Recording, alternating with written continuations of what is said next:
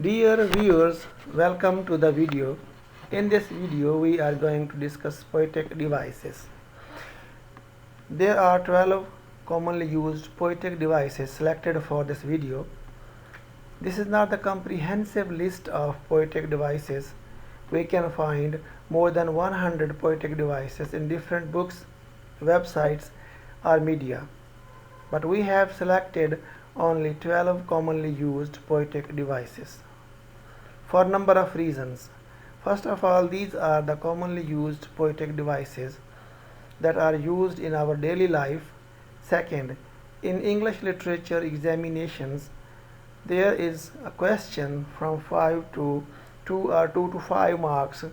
If we understand these 12 poetic devices, then probably the students will be able to understand their question and they can answer their question properly or in a proper way.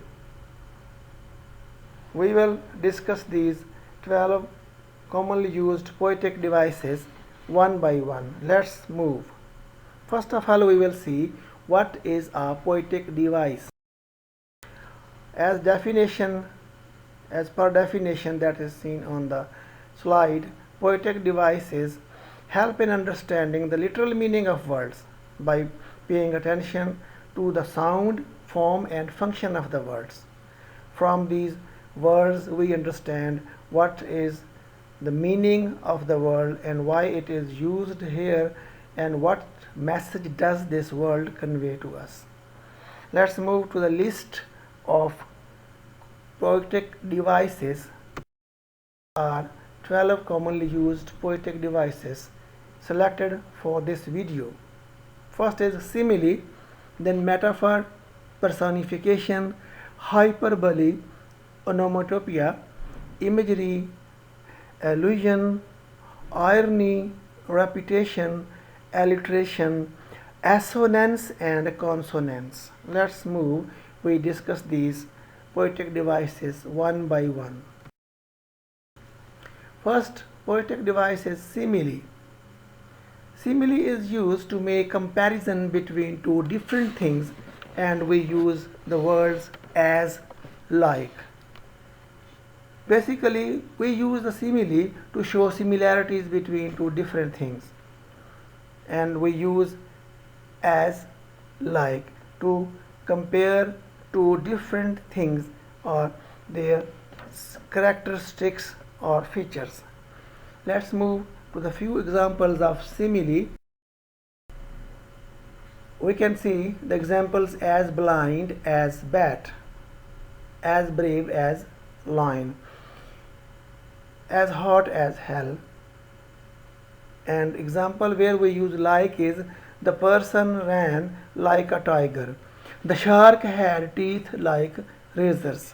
So we can see from examples we are comparing the characteristics or features of two different things or two different creatures by using as or like. Basically what we are trying to say, we are saying that a person is brave as the lion is brave.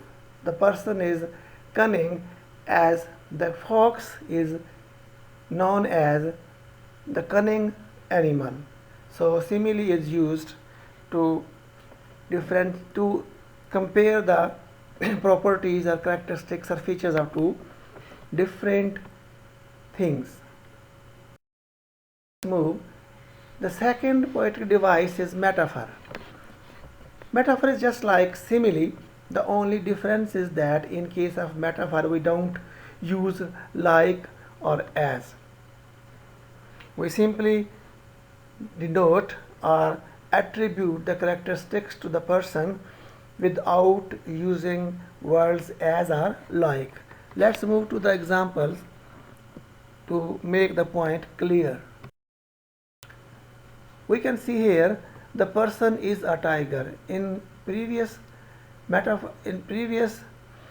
poetic device, that's simile, we noticed that the person ran like a tiger, but here we are saying the person is a tiger. We are not using like or as. Other examples are human shield, eyes are stars. So here we are giving attributes or characteristics or features of one thing to another. Most appropriately, the characteristics of later to the first. Next poetic device is personification. Personification is basically attribution of human characteristics to non-human things, or the characteristics of living things to other things other than human beings.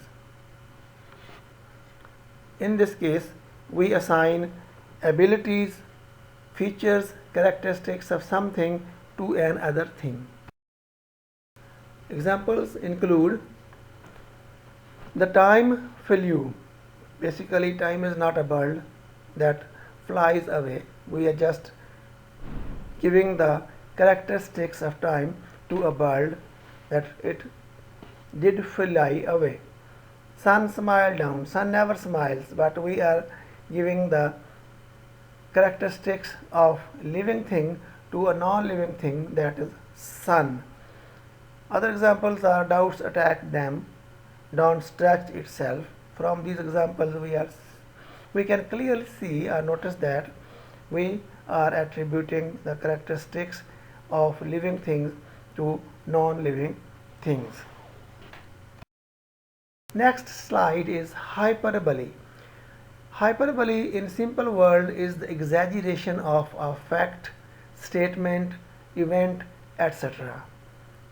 It is used to emphasize or show increased effect of something. We think of the understatement, that we tell something about something, but hyperbole is the opposite of understatement. It can be a overstatement of something, means an event or statement. Let's see few examples of hyperbole before we moving forward. Example of hyperbole: I have ton of course to do. Example, we say I have tons of thousands, I have hundreds, I have thousands of course to do at home. I have told you a million times, we can say, or we will usually use the term 1,000 times. I have told you 100 times. Why is that? We just trying to emphasize our words, that I have told you so many times, I don't have the time to go somewhere, or I cannot do it. The ball touched the sky. Ball never touches the sky, but we are exaggerating an event that ball reached to its highest point, and that is very high. Let's move. Onomatopoeia. Onomatopoeia seems like a complicated word, but it is very easy to understand. Onomatopoeia is the word that represents its sound. Our sound that's formed is represented by the word. Whenever we see, we read, or we come across the word, we clearly understand what it looks like or what it can be. For example, we say bang. We clearly see that it is a big noise, a murmur, splash, whiz. The bee buzz. As we see bee buzz, buzz of the bee, we immediately understand that what it is and how it is in reality. So onomatopoeia basically represents the sound of the event or of happening. Let's move. Imagery. Imagery is a vivid image or description of that appeals to our senses.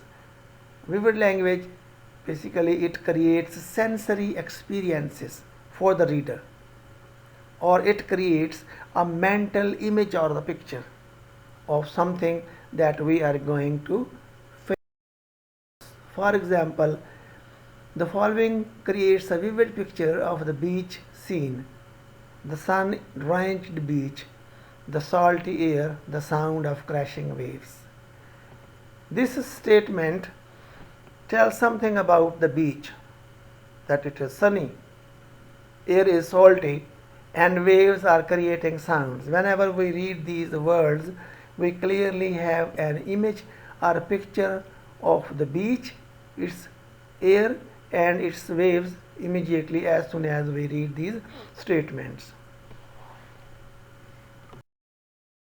Allusion. Allusion is basically a reference to a well-known person, place, event or work of art in the history, that something has happened in the history.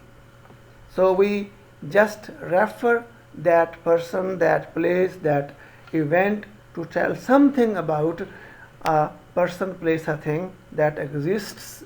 For example, we can quote the example of, oh, he was a real Romeo.